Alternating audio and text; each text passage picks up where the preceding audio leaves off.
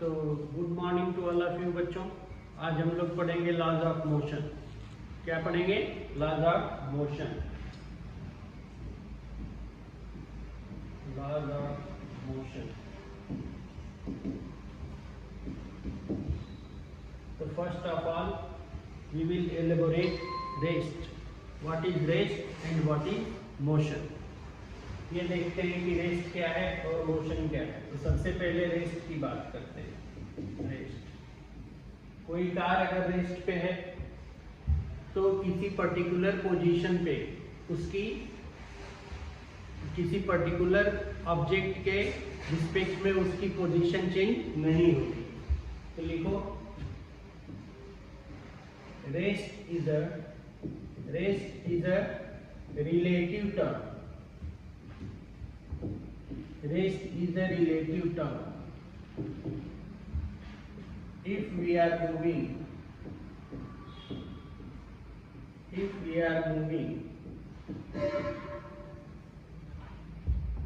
but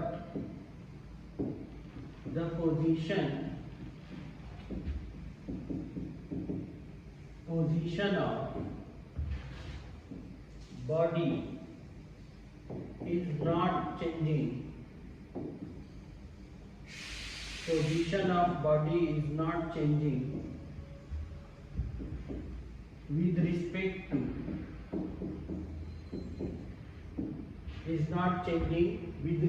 to the frame of reference.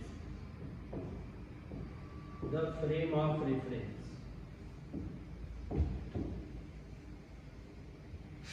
The frame of reference, the body is said to be at rest.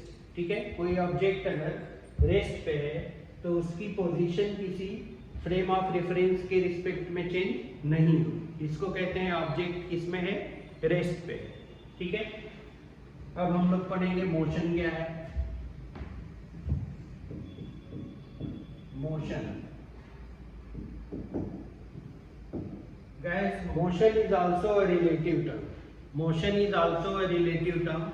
किसी object की position अगर frame of reference के respect में change हो रही हो तो उसको हम मोशन में कहते हैं।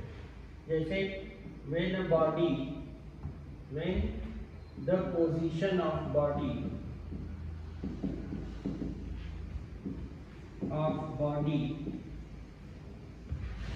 is changing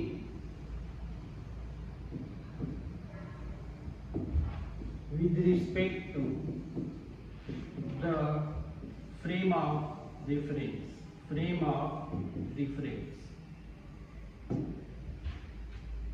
The body is said to be at motion. Body is said to be at motion. For example, the motion of earth around the sun. सन के रिस्पेक्ट में अर्थ का पोजीशन चेंज हो रहा है, उसको हम कहेंगे कि वो मोशन में है। अर्थ की पोजीशन मोशन में कही जाएगी और अर्थ के रिस्पेक्ट में इस क्लास की पोजीशन रेस्ट पे कही जाएगी, क्योंकि इस क्लास की पोजीशन अर्थ पे ही चल रही है और चेंज हो नहीं रही है इस क्लास की पोजीशन अर्थ के रिस्पेक्ट में, लेकिन सन के रिस्पेक्ट में चेंज हो रही है। तो इसको कहेंगे position of earth is changing with respect to sun. तो इसको कहेंगे मोशन। सबसे पहले इसमें हम डिफाइन करेंगे distance and displacement. Distance and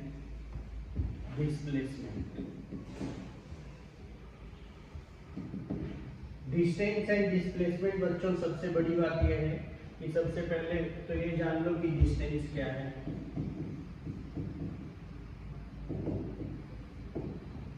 distance is a scalar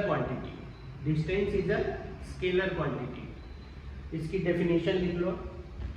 the length of the total journey,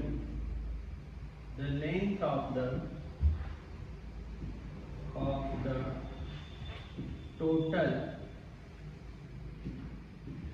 journey is called distance. It's called distance. Its unit is meter. Its unit is meter, and it is a scalar quantity. Scalar quantity. For example, अगर हम कोई circular track पे चल रहे हैं जिसकी radius r है, इसी सर्कुलर ट्रैक पे अगर हम चल रहे हैं जिसकी रेडियस r है, तो r रेडियस के सर्कुलर ट्रैक पे अगर हम 1 चक्कर ऐसे लगाएंगे तो टोटल डिस्टेंस होगी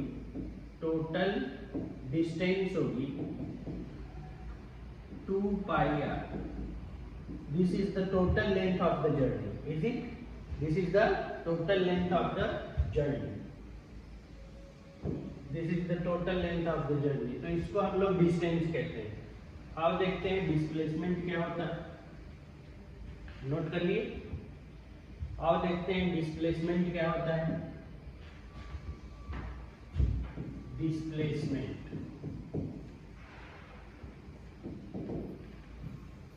इसकी यूनिट होती है मीटर, और ये है वेक्टर क्वांटिटी.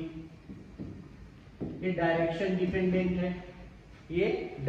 डिपेंडेंट है, और इसको वेक्टर क्वांटिटी कहा जाता है. ठीक है, तो इसकी डेफिनेशन देखेंगे. Minimum possible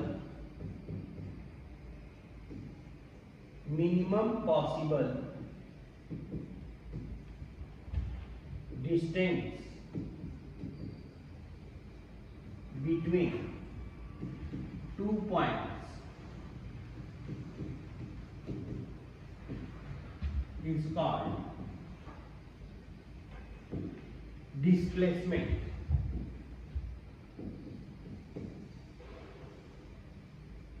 Minimum possible distance between 2 points is called displacement.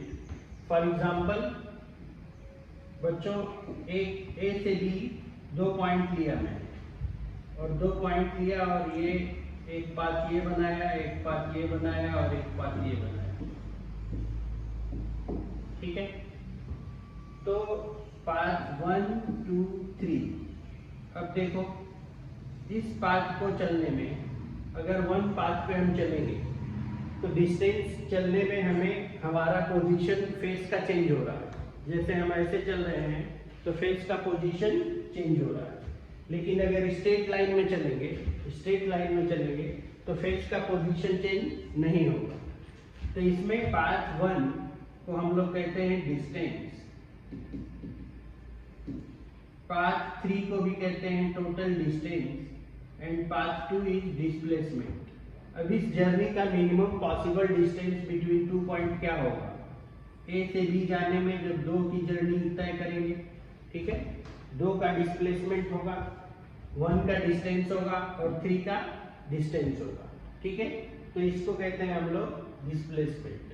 अब इसका डिफरेंस हम देखते हैं. कंपैरिजन बिटवीन, हेडिंग देंगे comparison between distance and displacement. Distance and displacement. तो एक लाइन हम ड्रॉ करते हैं बीच में ऐसे, और एक और लिख देते हैं डिस्टेंस, और एक और लिख देते हैं डिस्प्लेसमेंट.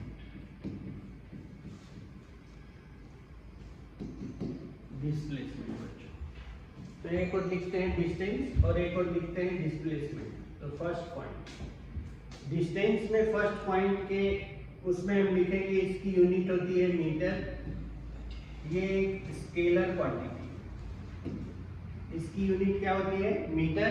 और ये क्या है? एक स्केलर क्वांटिटी है. First point. डिस्प्लेसमेंट में लिखेंगे, इसकी भी यूनिट होती है मीटर, और ये एक vector quantity.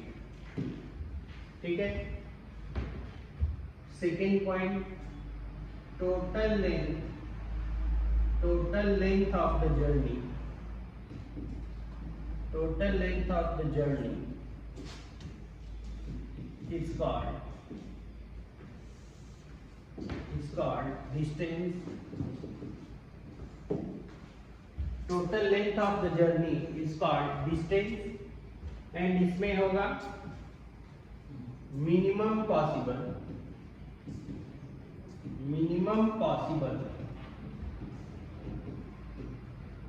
distance between 2 points is called minimum possible distance between 2 points is called displacement. ठीक है, थर्ड पॉइंट में लिखेंगे distance covered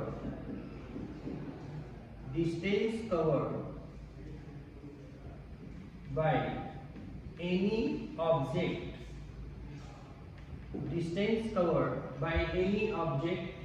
is always positive. Distance covered by any object is always positive, non-zero. But as far as displacement is concerned, displacement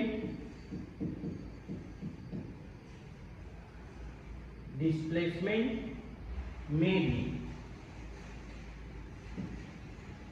positive, negative and zero.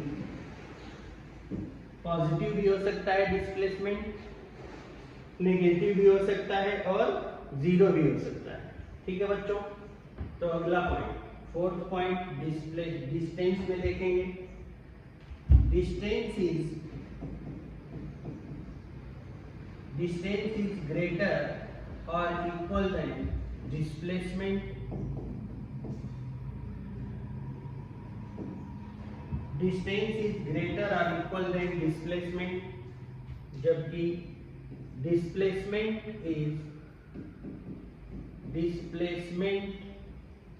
is less or equal than distance. ये magnitude की बात कर रहा हूँ. Distance हमेशा displacement से या तो बड़ा होगा या तो उसके इक्वल होगा. डिस्प्लेसमेंट डिस्टेंस से या तो छोटा होगा या उसके इक्वल होगा. तो क्वेश्चन ये है कि इक्वल कब होगा? जब वन डायमेंशनल मोशन होगा. लेकिन हमेशा ऐसा नहीं होगा. इन जनरल केस में वन डायमेंशनल मोशन में इसको हम कहते हैं क्या, कि दोनों इक्वल होगा. डिस्टेंस और डिस्प्लेसमेंट दोनों इक्वल होगा जब वन डायमेंशनल मोशन होगा इन जनरल. अगला पॉइंट देखते हैं.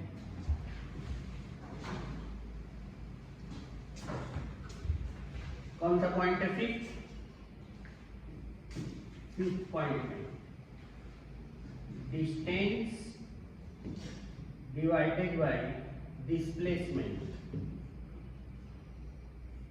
Distance divided by displacement is less और इक्वल देन 1. और फिफ्थ पॉइंट डिस्प्लेसमेंट में लिखेंगे displacement divided by distance. Distance divided by displacement is greater or equal than, यहाँ थोड़ा मिस्टेक हो गया.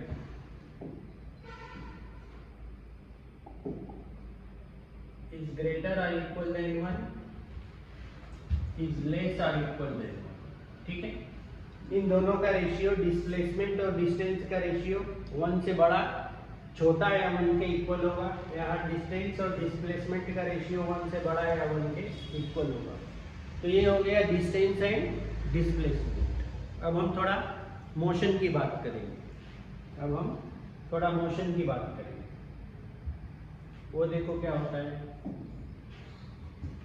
तो पहले straight line motion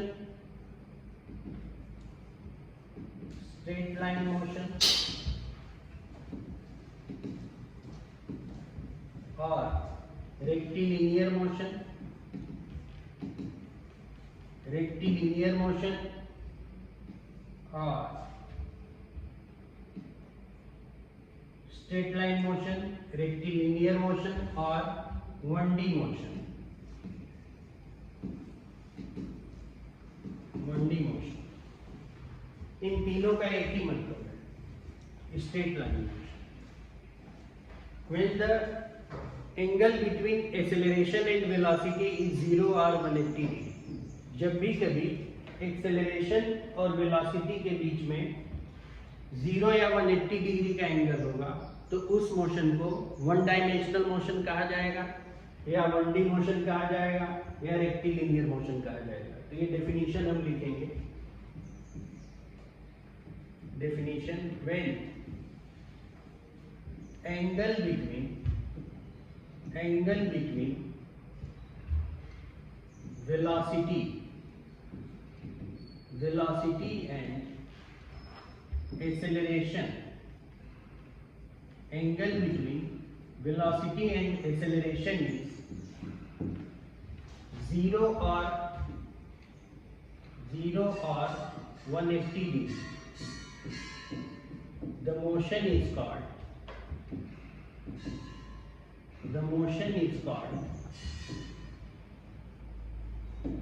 1D motion. अब हम थोड़ा बुकिश डेफिनेशन की बात करेंगे। बुक में क्या लिखा है?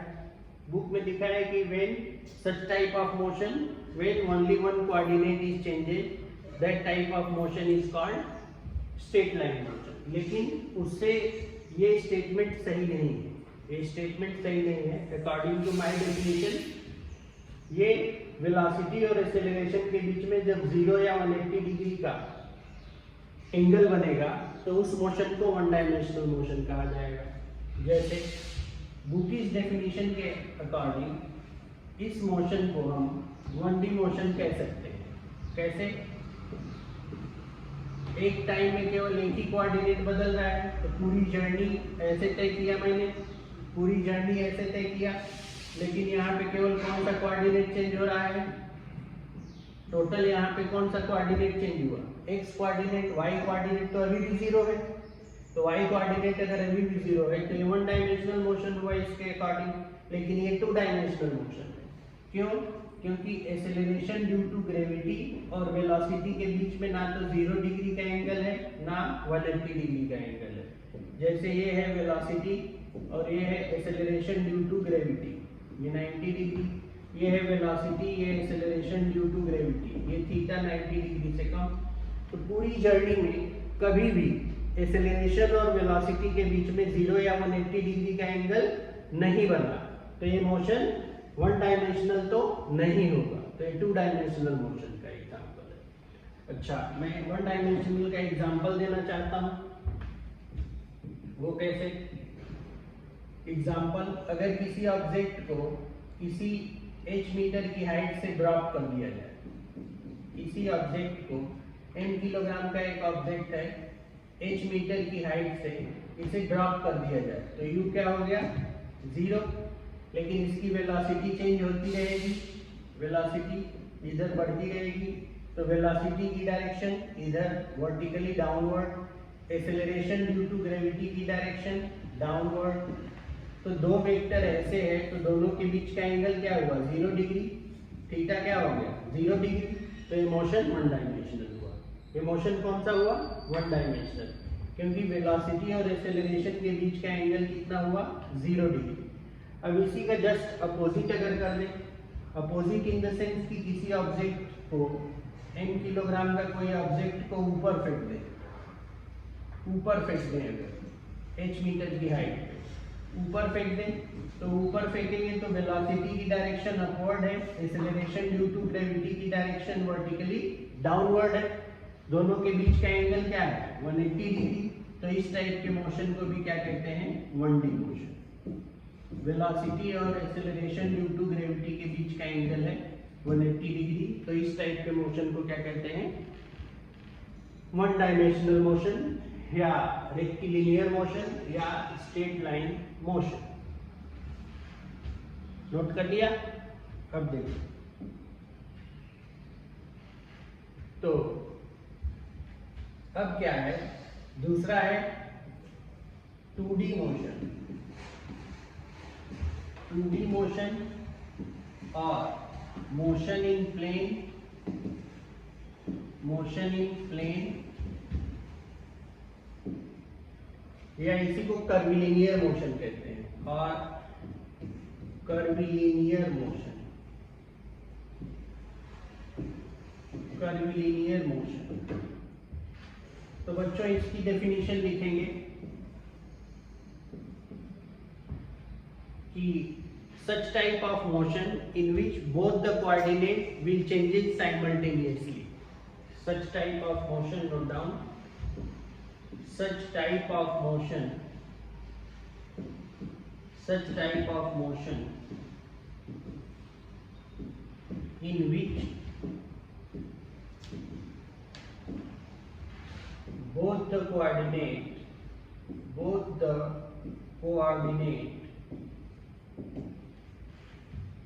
changes simultaneously,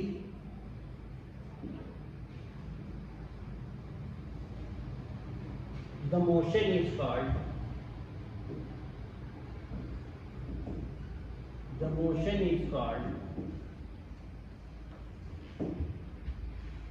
curvilinear motion.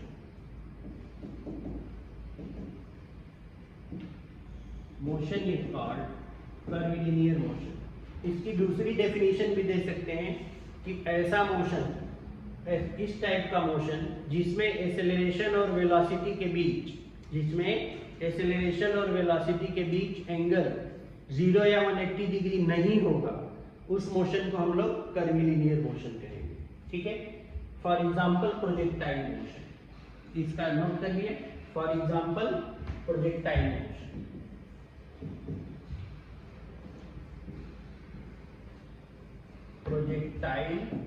Motion, for example projectile motion, किसी ऑब्जेक्ट को अगर हॉरिजॉन्टल से थीटा डिग्री पे फेंक दिया जाए, हॉरिजॉन्टल से थीटा डिग्री पे किसी स्पीड से फेंक दिया जाए, तो इस मोशन को प्रोजेक्टाइल मोशन कहा जाता है। प्रोजेक्टाइल मोशन कहा जाता है। इसकी खास बात यह है कि एक्सेलरेशन ड्यू टू ग्रेविटी पूरी जर्नी में कांस्टेंट होगी। एक्सेलरेशन ड्यू टू ग्रेविटी पूरी जर्नी में कांस्टेंट होगी। h की वैल्यू बहुत हाइट पे नहीं लेंगे, नहीं तो ये प्रोजेक्टाइल मोशन नहीं होगा। अब इसके हर पॉइंट पे वेलोसिटी और एक्सेलरेशन ड्यू टू ग्रेविटी के बीच का जो एंगल है वो 0 या 180 डिग्री नहीं है, इसलिए ये मोशन क्या है, 2D मोशन। या कहें कि दोनों कोऑर्डिनेट चेंज कर रहा है पूरी जर्नी में, x और y दोनों कोऑर्डिनेट पूरी जर्नी में चेंज कर रहा है, तो इसको भी हम कह सकते हैं 2 डायमेंशनल मोशन। बच्चों अगला पॉइंट है uniform straight line motion. Uniform straight line motion, uniform straight line motion की बात अगर करना चाहें तो बहुत सिंपल सी बात है कि अगर कोई object equal interval of time में इक्वल डिस्टेंस कवर करेगा, इक्वल इंटरवल ऑफ टाइम में इक्वल डिस्टेंस कवर करेगा, तो ऐसे मोशन को हम लोग कहेंगे uniform straight line motion. Such type of motion in which object covers equal distance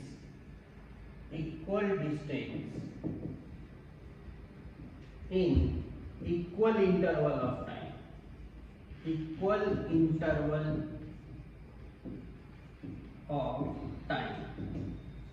the motion is called uniform straight line motion.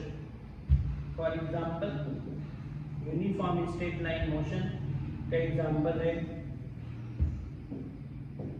अगर कोई कार है, suppose there is a car वो फर्स्ट सेकेंड में 2 metre cover कर रही है first second में, अगले सेकेंड में भी 2 मीटर कवर कर रही है, अगले थर्ड सेकेंड में भी 2 मीटर कवर कर रही है, और फोर्थ सेकेंड में भी 2 मीटर कवर कर रही है।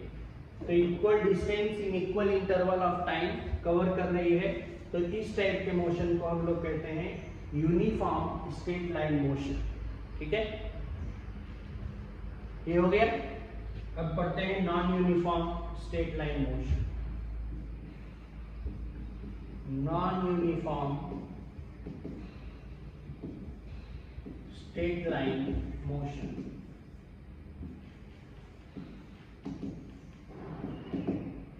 Guys, when an object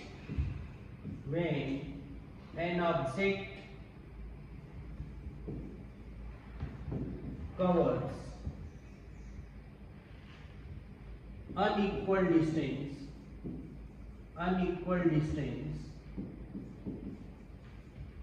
in equal interval of time, equal interval of time, equal interval of time में अगर अनइक्वल डिस्टेंस कवर करेगा कोई ऑब्जेक्ट, तो इसको हम लोग कहते हैं non uniform straight line motion. For example के तौर पे अगर कोई कार है, फर्स्ट सेकेंड में 5 मीटर की डिस्टेंस कवर करती है, सेकेंड सेकेंड में 10 मीटर की डिस्टेंस कवर करती है, और थर्ड सेकेंड में सपोज 20 मीटर की डिस्टेंस कवर करती है। So this type of motion is called non-uniform straight line motion. Non-uniform straight line motion. ठीक है। अब इसमें एक चीज आती है circular motion, uniform circular motion and non uniform circular motion, वो देख लेंगे।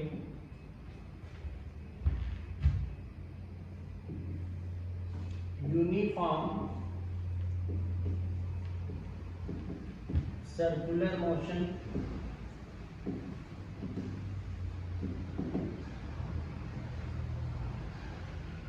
यूनिफॉर्म सर्कुलर मोशन, तो ऐसा मोशन बच्चों, ऐसा सर्कुलर मोशन जिसमें वेलोसिटी का मैग्नीट्यूड कांस्टेंट हो, वेलोसिटी का मैग्नीट्यूड कांस्टेंट हो और एक ही एक्सेलरेशन हो, टेंजेंशियल एक्सेलरेशन इसमें 0 हो, एक ही एक्सेलरेशन हो। फॉर एग्जांपल अगर ये रेडियस आर है तो वेलोसिटी का मैग्नीट्यूड कांस्टेंट रहे, वेलोसिटी का मैग्नीट्यूड पूरी जर्नी में क्या रहेगा, कांस्टेंट।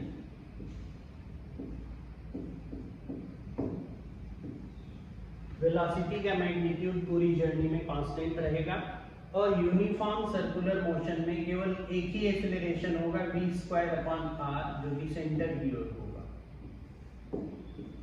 हमेशा, और टेंजेंशियल एक्सेलरेशन होगा 0। टेंजेंशियल एक्सेलरेशन क्या होगा, 0 हमेशा।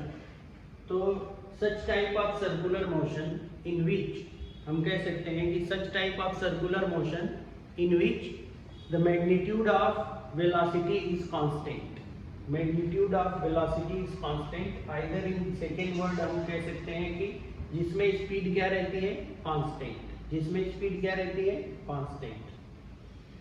तो दूसरा है नॉन यूनिफॉर्म सर्कुलर मोशन। दूसरा क्या है, नॉन यूनिफॉर्म सर्कुलर मोशन, वो नोट करो।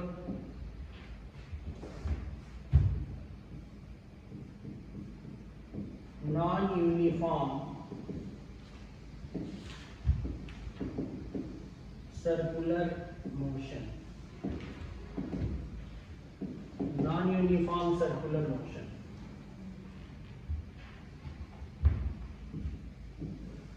such type of circular motion, such type of circular motion in which speed is very speed is varying time wise. Speed is varying time wise. The motion is called non-uniform circular motion. There are two accelerations. There are two accelerations. One is centripetal acceleration. One is centripetal acceleration. That is, A centripetal is equal to V square upon R. And the second one is tangential acceleration. Tangential acceleration. Guys, tangential acceleration can be written as AT, that is dV upon dt. Here is not the velocity, this is the speed. This is the speed. इसका मतलब ये हुआ कि हर point पे speed बदल रही है. हर point पे स्पीड बदल रही है.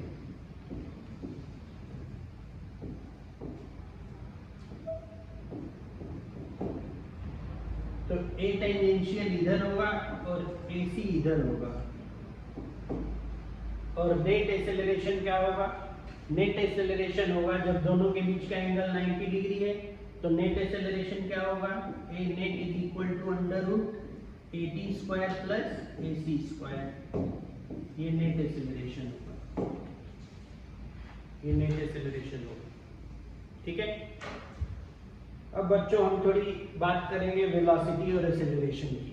किसकी? वेलोसिटी और एक्सेलरेशन की. चलो, तो सबसे पहले मैंने डिस्टेंस की बात करी, डिस्प्लेसमेंट की बात करी. तो अब वेलोसिटी, स्पीड और एक्सेलरेशन की बात करते हैं. Something about velocity, speed and acceleration. ये तीन नए टर्म हैं, इसके बारे में देख लेंगे. Speed is equal to distance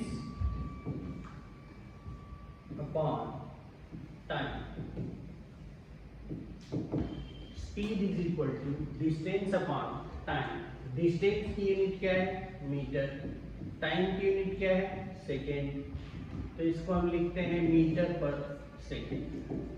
metre पर सेकेंड स्पीड हो गई. अब बात थोड़ी करें वेलोसिटी की. इन जनरल वेलोसिटी एक वेक्टर क्वांटिटी है बच्चों. वेलोसिटी एक वेक्टर क्वांटिटी है. तो displacement upon time taken. Time taken इसको मैं दूसरे तरीके से भी डिफाइन करता हूँ. वो देखो कैसे होगा. इसकी भी यूनिट क्या होगी? मीटर पर सेकेंड. स्पीड की वेलोसिटी की भी यूनिट मीटर पर सेकेंड. ये स्केलर क्वांटिटी है, डायरेक्शन इंडिपेंडेंट, और ये एक वेक्टर क्वांटिटी, डायरेक्शन डिपेंडेंट. ठीक है. तो देखो, मान लेते हैं एक कोई कार है यहाँ पे. इसका इनिशियल पोजीशन xi है. इनिशियल कोऑर्डिनेट है xi. इसका टाइम सेंस है ti. फाइनली t टाइम बाद उसकी पोजीशन xf हो जाती है और tf हो जाती है फाइनल टाइम इंटरवल. तो कहते हैं कि rate of change of position with respect to time. Rate of change of position, rate of change of position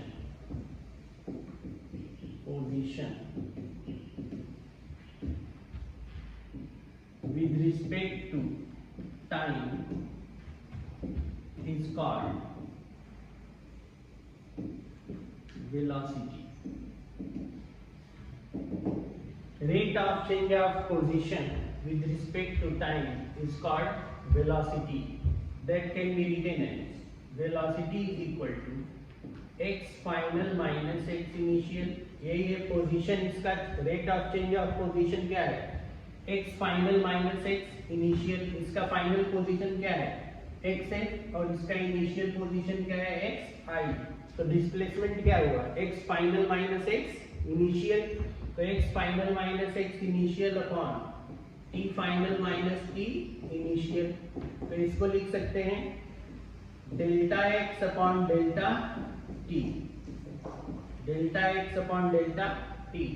इसको कई रूप में एवरेज वेलोसिटी भी लिखा जाता है, एवरेज वेलोसिटी, एवरेज वेलोसिटी. अब हम देखते हैं इसमें कि limit delta t tends to 0, अगर डेल्टा t की वैल्यू एकदम जीरो होने वाली है, जीरो नहीं है, tending to zero means 0.00001 tending to zero, then this expression can be written as delta x upon delta t can be written as dx upon dt, dx upon dt means instantaneous velocity. इसको instantaneous velocity कहा जाता है, instantaneous velocity. Particular instant पे velocity, instant का मतलब 1 second नहीं होगा, ये बात याद रखना. इंस्टेंट या मोमेंट का मतलब हम यहाँ पे 1 सेकेंड की बात नहीं कर रहे हैं, किसी पर्टिकुलर इंस्टेंट की बात कर रहे हैं कि उस पर्टिकुलर इंस्टेंट पे कोई जर्नी है कार की या किसी ऑब्जेक्ट की, तो पर्टिकुलर किसी भी इंस्टेंट पे उसकी वेलोसिटी को इंस्टेंटेनियस वेलोसिटी कहा जाता है. जैसे स्पीडोमीटर है तो वो इंस्टेंटेनियस वेलोसिटी मेजर करता है, एवरेज वेलोसिटी मेजर नहीं करता. ये हो गया वेलोसिटी, स्पीड. अब हम बात करते हैं एक्सेलरेशन की. Acceleration is also a vector quantity, vector quantity. ये भी एक वेक्टर क्वांटिटी है. सपोज कोई ऑब्जेक्ट की इनिशियल वेलोसिटी थी vi ti पे, और कुछ टाइम बाद उसकी वेलोसिटी हो गई vf tf पे. Final time interval, final velocity. तो चेंज इन वेलोसिटी, एक्सेलरेशन को कहते हैं rate of change of velocity with respect to time, rate of change of velocity with respect to time. तो इसको कैसे लिखेंगे, acceleration can be written as change in velocity मतलब v final minus v initial, v final minus v initial upon t final minus t initial. That can be written as delta v upon delta t. इसको average acceleration कहा जाता है. क्या कहा जाता है, average acceleration, average acceleration. फिर से बच्चों वही बात, limit delta t tends to 0, limit delta t. अब फिर से वही बात, ये जीरो नहीं होगा, डेल्टा t की वैल्यू जीरो नहीं होगी, वो जीरो की ओर टेंड कर रही होगी. बहुत ही माइन्यूट डेल्टा t की वैल्यू अगर ले लिया जाए तो delta v upon delta t can be written as dv upon dt. That is called instantaneous acceleration, instantaneous acceleration. That is called instantaneous acceleration. ठीक है, इसको हम instantaneous acceleration कहते हैं. कोई प्रॉब्लम यहाँ तक नहीं होना चाहिए. आगे बढ़ते हैं. instantaneous acceleration के बाद average velocity and average speed.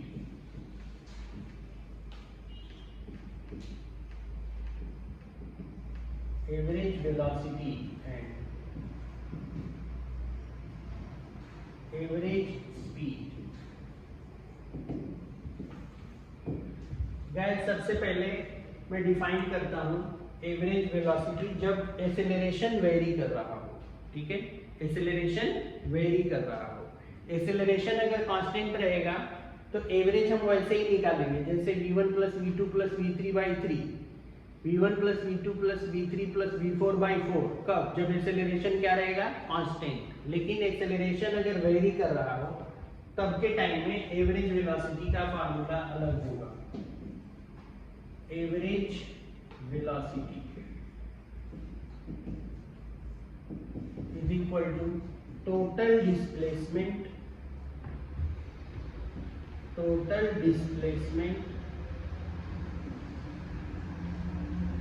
Upon total time taken.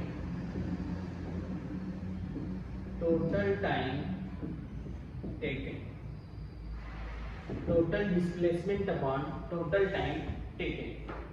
तो बच्चों इस पे ऐसे तो नहीं समझेंगे, पहले क्वेश्चन लेना पड़ेगा। ठीक है, इस पे एक छोटा सा क्वेश्चन लेते हैं। तो एक क्वेश्चन लेते हैं अभी। ठीक है, एक इस पे एक छोटा सा क्वेश्चन ले लेते हैं। Calculate the average velocity.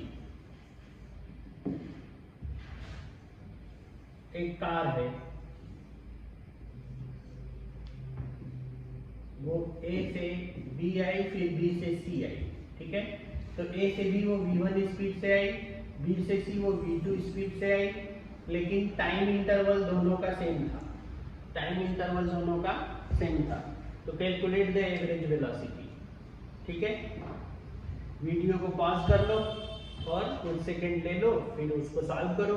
ठीक है, फिर हमारा सॉल्यूशन देखो। अब देखो तो हमारे बच्चे स्मार्ट हैं, वीडियो को सॉल्व कर लिए लग रहा है। अब मैं सॉल्यूशन लिख रहा हूँ। तो सबसे पहले बच्चों देखो, इसमें टोटल डिस्प्लेसमेंट की बात करी जाएगी। टोटल डिस्प्लेसमेंट क्या है? AC। टोटल डिस्प्लेसमेंट क्या है? AC। और टोटल टाइम क्या है? T1 plus T2। T1 plus T2 मतलब 2T। तो ये हो गया AC बाई 2T। अब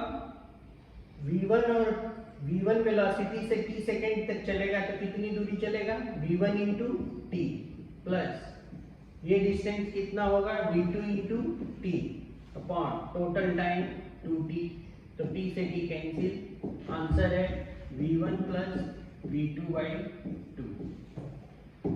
ठीक है, V1 प्लस V2 बाई 2। उम्मीद है कि वीडियो काफ़ी पसंद आई होगी। ठीक है, और जो भी करेक्शंस होंगे तो बच्चों से एक्सपेक्ट है कि वो करेक्शन हमें यूट्यूब चैनल पे भेजें और हमारे सब चैनल को सब्सक्राइब करें। बहुत बहुत धन्यवाद। और लाइक ठोकिए।